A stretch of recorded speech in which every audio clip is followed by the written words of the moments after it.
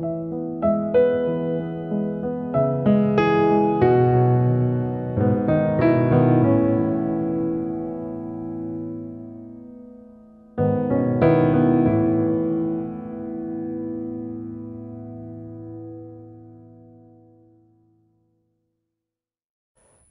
크리스천 영상학교론의 신목사입니다. 오늘은 추석 즈음에 생각나는 추억이라는 제목을 한번 말씀드릴게요. 이 말씀은 제가 오래전에 체험했던 그 간증입니다. 저도 나이가 환갑이 이제 훌쩍 넘었기 때문에 인생을 반추하여도 전혀 이상하지 않을 것입니다. 누구나 그렇겠지만 어렸을 때부터 추억에 대한 기억은 새옷과 제삼식, 친척의 방문, 그리고 동네 친구들과 흥겹게 놀았던 추억이 새롭죠.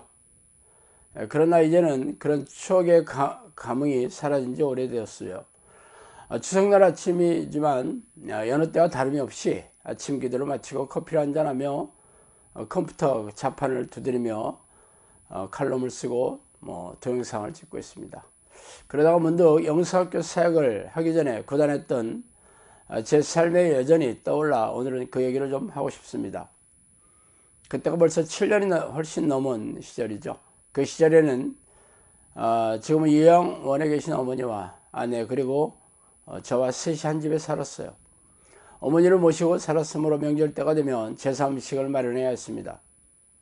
저희 부부를 제외하고는 교회 다니는 식구들이 없었으며 명절 때가 되면 동생의 식구들이 와서 제사를 지내고 제사 음식을 나누어 먹었어요. 그래서 어머니를 대신해서 아내가 제사 음식을 마련해야 했습니다. 아내는 제사 음식을 장만하는 것을 몹시 싫어했지만 어머니를 모시고 살아야 했기 때문에 누군가는 그 일을 해야 했어요. 제사상을 차리는 일을요. 그래서 우리 부부는 추석 전날 오후까지 제사 음식을 장만하면 그 길로 차를 몰고 멀리 나가서 쉬다가 늦은 밤에 돌아오곤 했어요. 추석날도 동생들이 제사를 지내는 동안 저는 서재에 있다가 제사가 끝나면 음식을 같이 먹으며 담소를 나누다가 다음날 동생이 서울로 올라가면 다시 차를 몰고 조용한 곳을 찾아 떠나곤 했습니다. 그래서 아내는 언제까지 제사 음식을 장만해야 하느냐고 푸념을 늘어놓곤 했죠. 그때 성령께서는 우리 부부에게 왜 이 문제를 나에게 기도하지 않았느냐고 물으셨어요. 그동안 아내가 제사 음식을 장만하지 않으면 어머니와 동생들과 갈등을 빚을 것이 분명해서 어쩔 수 없이 집안의 평안을 위해서 연로한 어머니를 대신해서 아내가 제사 음식을 장만해왔던 터였습니다. 성령께서 제사 음식을 장만하는 일에 관심을 갖게 되었다면 앞으로 이 일이 어떻게 될까 참 궁금해졌어요. 그러다가 추석을 이틀 앞두고 갑자기 어머니가 아프셔서 꼼짝을 하지 못했어요. 그래서 부랴부랴 병원에 입원을 해서 검사를 받았는데 특별하게 아픈 곳이 없다는 진단이 나왔어요. 그래서 병원에서는 해줄 게 별로 없으니까 진통제나 놔주고는 퇴원을 하라고 종용했어요. 그러나 어머니는 너무 아파서 도저히 나갈 수 없다고 그렇게 버티셨어요. 그러자 저는 그제서야 어머니의 병이 하나님께서 작업하신 일이라는 것을 깨달았습니다. 그래서 저는 어머니에게 이 병은 병원에서 낫지 않으며 기도해야 낫는 병이라고 말씀드렸어요. 그러자 너무 아픈 어머니는 저에게 기도를 받겠다고 하셨어요. 그래서 그 자리에서 기도하니까 고통이 순식간에 사라지고 그 병이 말끔하게 나았습니다. 그래서 어머니는 하나님의 살아계심과 기도의 능력을 인정하시기 시작했어요. 그래서 집에 돌아오셔서 제가 시키는 대로 제사를 지내지 않겠다고 선언하셨죠. 그러자 동생은 어쩔 수 없이 제사를 자신의 서울집에서 드리겠다고 말하더라고요. 그때부터 어머니는 제가 시키는 대로 주기도문을 암송하고 하나님을 부르는 기도를 하기 시작했어요. 사실 어머니는 제사 음식을 무척이나 좋아하셨습니다. 특히 부침개를 아주 좋아하셨는데 아내가 제사를 지내지 않아 부침개를 장만해 드릴 수 없게 된 것을 무척이나 서운했어요. 그래서 돌아오는 생일날, 생신날 어머니가 좋아하는 제사 음식을 그대로 차려드리고 부침개도 많이 장만해 드렸습니다. 그랬더니 어머니는 기뻐하시는 게 아니라 부침개의 기름 냄새도 맡기 싫다고 손사래를 치시는 게 아니겠어요? 아니 그동안 부침개를 얼마나 좋아하셨는지 명절 때마다 장만한 부침개를 냉동실에 꽁꽁 얼려두고 두고두고 드시곤 했는지 말이에요. 그 이유는 제사 음식을 귀신들이 좋아했기 때문이라는 것을 나중에 알게 되었어요. 어머니는 제가 매일 아침 귀신을 쫓아내는 기도를 하면서 치유를 위한 기도를 해주면서 귀신들이 많이 빠져나갔어요. 그래서 평생 그토록 즐겨 드시던 제사 음식을 입에도 대기 싫다고 하신 이유였죠.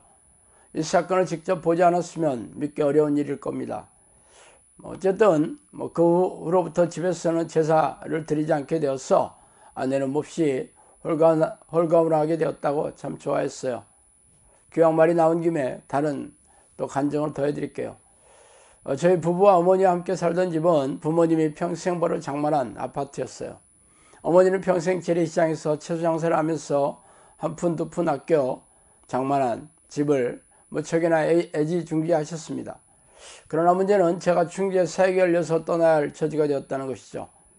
어머니는 저희 부부를 따라 갈리는 만무하겠고 연로하신 어머니 혼자 두고 떠나는 것도 몹시 걱정이 앞섰습니다. 부근에서 살고 있는 누이가 자주 와서 돌보기는 했지만 스스로 음식을 데워 먹는 것조차 버거워하셨어요. 그래서 시간이 갈수록 어머니는 정신줄을 놓는 일이 자주 생겨서 가스불을 켜놓고 잊어서 냄비를 태워 연기가 나 옆집에서 신고를 하여 경비실에서 다급하게 달려오는 일까지 생기고 나서야 비로소 사태가 심각하다는 것을 깨닫게 되었어요. 그래서 우리 부부는 어머니의 돌봄 문제를 두고 고민을 하지 않을 수가 없었죠. 사역지까지 모시고 가자니 어머니는 갈 생각이 전혀 없으실 뿐 아니라 억지로 모시고 와도 사역 때문에 제대로 돌보지도 못할 것 같고 두고 가자니 마음이 놓이지 않았어 말이죠. 그래서 기도하면서 하나님이 해결해 주시기만을 기다렸습니다. 그러다가 어머니께서 길에 넘어지셔서 허리가 삐끗하셔서 병원에 입원하는 일이 생겼어요. 그리고는 허리가 좋아지자마자 요양병원으로 옮겼습니다. 그러나 걱정이 태산이었어요. 시간이 지나면 당연히 평소에 어머니의 불같은 성격으로 보아 당연히 집에 데려다 달라고 성화를 내며 자녀들을 들들 볶고 간병인을 난처하게 할 것이 뻔했기 때문입니다.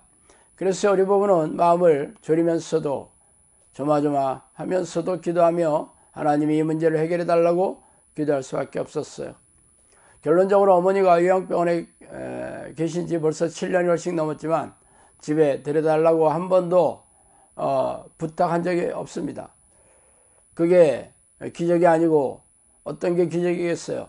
하나님은 어머니의 불같은 마음을 붙들어 주셔서 집에 갈 생각을 한 번도 나지 않게 해주셨던 것입니다.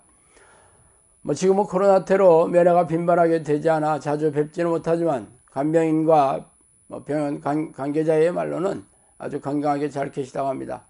이처럼 하나님은 저희 부부의 사역과 삶에 깊숙이 관여해 주시고 또 문제가 생길 때마다 말끔하게 해결해 주셔서 행복하게 평안하게 살 수 있도록 해주셨으니 참으로 놀랍기만 하죠. 하나님께 영광을 올려드리며 참 찬양을 드리지 않을 수 없습니다. 그래서 오늘은 추석날 아침에 과거에 고단했던 시절에 하나님 함께 해주셨던 사건을 추억하며 말씀드리면서 가슴이 뭉클해집니다.